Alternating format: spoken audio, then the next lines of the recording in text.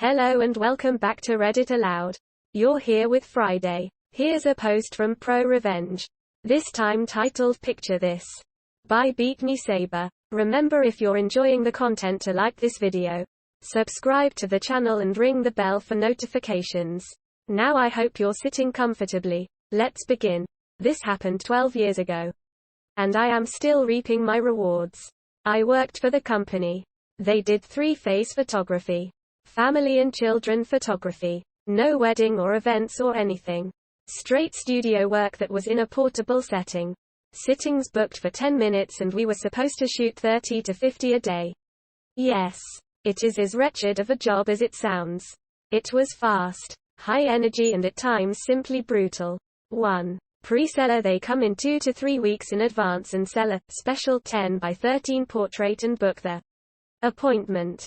2. The photographer, that's me in this instance, comes in for about a week and takes the pictures. 3. The salesperson returns 2 weeks later with the special, along with the other 6 poses I took, and tries to sell you $400 worth of pictures. I was very good at what I did. The company sales average was $100 per customer per 50 customers.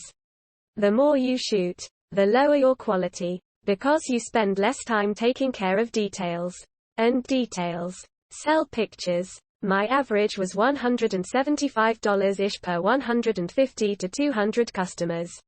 I was making this company a lot of money, and they consistently treated me like blank.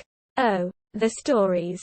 Their business model was shoot as many sittings as you can as fast as you can.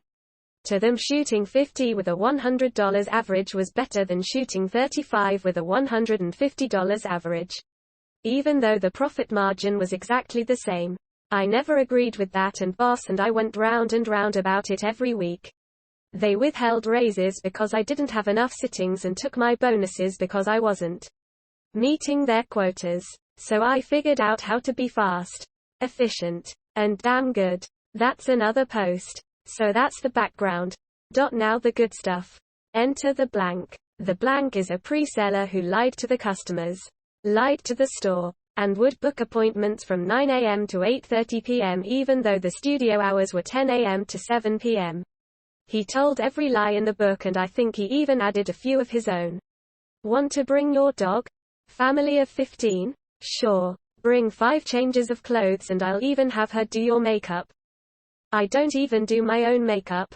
Come and get your picture taken and we will throw in a free toaster.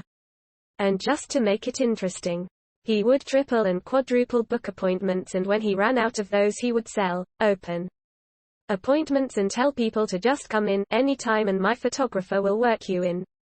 Grr. Just writing that makes me mad even after all these years. The biggest problem was he would waive the sitting fee or just not tell them. I was obligated to collect that $8 every time I didn't. It came out of my check. It was a freaking nightmare. I refused to work behind the blank for these and 1,000 other reasons. I told boss that if they ever put me behind the blank again I would quit. Which is exactly what happened. They knew he had been working at the store I was assigned and they lied about it. I immediately called boss and told him this was my last week and that he needed to make arrangements to get the photography equipment at the end of the shoot. I should have walked out. But I was young and dumb. It was a 3-day shoot and I shot 316 customers by myself. That is an insane amount of sittings. And nobody was happy. Every night the store manager had to tell my customers to leave because the store was closed. People were lined up at 9 a.m. waiting for me. I took so much abuse that week. After a customer threw a shoe at me and another spit on my pizza. The store security guard brought a chair over and stayed with me almost the entire time I was there. I honestly cannot remember how many people were escorted out of the store because they acted a fool in my studio. It's been over a decade and I still have nightmares about that week. But nobody came to get the equipment, so I start making phone calls and plotting. Me. Hey, what do you want me to do with your equipment? Quote. Boss. You are going to need it next week in Florida. Me. No. Because I quit. Quote. Boss. You didn't give me any notice, so I'm not accepting your resignation. I am sending you to Florida next week. Me. I'm an independent contractor. Remember? You can't make me go to Florida. This is not complicated. I quit. Quote. That's another post. Boss. Just go to Florida. I don't have time for this now. You can quit in 3 weeks if you can hire a replacement. And he hangs up. Nope. Not going to Florida. I packed the equipment and took it home with me. The camera was a brand new Canon T2i 550D and those were pricey back in 2010. I really didn't want to give it back. But it wasn't mine to keep. I had an idea. Boss was an absolute train wreck of a human. If he didn't want to do something, he wouldn't. If he could find someone else to do it, he would. I decided to use his own worst traits against him. Avoidance and procrastination. The next thing I did was take the company credit card and go to the nearest storage unit with climate control. I rented a unit and paid for the first month. But just one. I unloaded it all, down to the last halogen light bulb. I took detailed pictures of everything and an inventory. I locked the door and walked away. At this point, there was nothing I could do but wait and hope Boss would continue to be the worthless wreck I knew him to be. Next, I called and reported the card stolen. Why? Because I knew if I didn't that card would remain active and rent would be paid every month on time. And that just wasn't going to work for me. I cut it in half and sent it and the combination to the storage locker to Boss via FedEx. Along with a hand-painted sign that said, I quit. I also sent an email to HR telling them that I was terminating my contract and that Boss had the information on the equipment. This is probably the only sketchy thing I did. The person I emailed was out on medical leave. And I knew it. I could have sent that email to a dozen other people who work there. But they might have paid attention to it. By the time she got back to the office she had so many emails. She couldn't even begin to tackle them all. A month goes by and the police knock on my door. Okay, so I wasn't expecting that. The company has reported the equipment stolen and the police are there to investigate. I really thought I was going to jail. The cop that knocked on the door was fully expecting to take me away in handcuffs until I explained what was going on. I ended up taking copies of the emails to the police department as well as my copy of the contract with the storage unit. I also had a copy of the shipping label. Both my name and the company were listed on the contract. I had to make an official statement and jump through some hoops. The company had placed a monetary value of $12,000 on the studio rig, so potentially I was in a lot of trouble. Except I covered my blank. The police told me I was in the clear because the storage unit had their name on the contract. Their credit card was used to pay for it and I had sent the combination and all the pertinent information to the company. I am very good at CYAWP. Cover your blank with paper. At this point, I figure the gig is up because surely they are going to come to get this rig or send someone or something. Nope. Boss is still worthless. 2 more months go by. I get a call from the storage facility. They are about to cut the lock and auction the contents. I just about peed my pants. I was so excited. I called Boss again. He dodged my calls and ignored my emails to please call me immediately. I never specifically stated what I wanted to talk to him about, and just like I was hoping he would, he ignored me. Okie dokie. I have done all that I can. And that's when it all started to come together. And then I hit a pretty good snag. But it actually worked out better in the end. In this state, if a storage unit goes up for sale, the owner cannot purchase it at auction. I didn't know that. But where there is a will, there is a way. They sent letters and called 3 more times and then the date was set. The unit went up for auction on my birthday. My neighbor went to the sale. He bought the unit for $125. I almost died. And of course, we were in cahoots on this. But we had to make it look like we weren't. The pistol grip, the camera mounts cost more than that, not to mention the lighting, props, and costumes. And of course the camera. My neighbor then put an ad in the local paper for photography stuff, $1,000 firm, but didn't list anything specific and, oops, put the wrong number in the ad.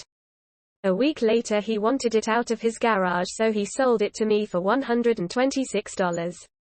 He has a bill of sale from the auction. I have a bill of sale from him. It is now mine and there is nothing the company can do about it. But they tried. I now have a fully functional photography studio. All the contacts I need to start my own business. And the skills to do it. I started calling all the stores I had worked for the last 8 years and offered them a much better deal than what the company was giving them. I did my own pre-selling, my own photography, and my own sales.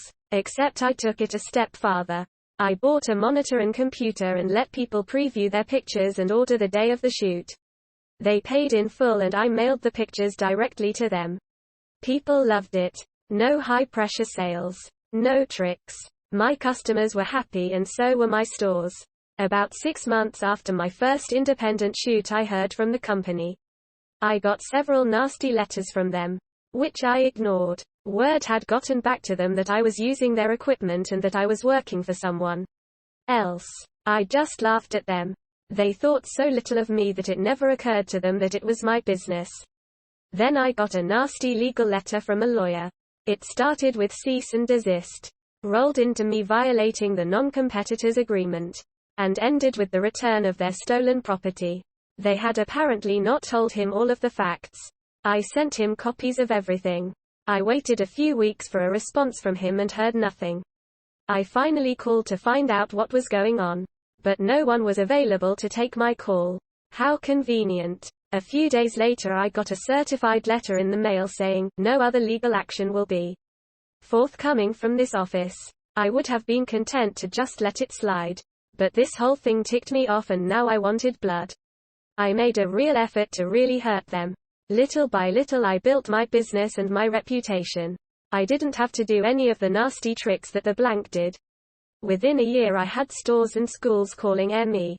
I had more work than I could handle on my own, so I took on a second photographer. Then a third. I actually hired 4 people out from under their noses. At the height of my business, I had 8 additional photographers and a full-time office assistant. I could have grown much larger. And in hindsight, I am so glad I didn't. Digital photography was a huge boon to the industry. And then it backfired. I found my niche in the market just as it exploded. I ran the company completely out of 3 states. They lost all of their chain contracts to me, including the store where it all blew up. The blank lost all of his stores and ended up working at a gas station. The boss ended up demoted because his district was dissolved when I sniped the contracts. The blank actually tried to convince one of my photographers to hire him to do the pre-selling for her. By now my name and my business name had a really good reputation. Boss left the company for good and used me as a personal reference.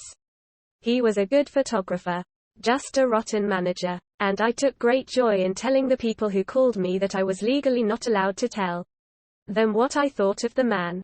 The age of the cell phone camera pretty much destroyed traditional photography and I closed my doors as a business in late 2017. The company closed for good in 2016 and I would like to think I had a hand in that. I'm still standing and they are nothing but an empty building. I still have the original rig, but the camera has been replaced several times. I do senior pictures and the occasional venue shoot. Most of my photography is for restaurant menus now. People ask me if that's boring. I've never had a meatball scream, cry or kick me, which is pretty much a daily occurrence when you work with kids. This may not be as epic as some on here, but I beat them at their own game and that still feels pretty damn good.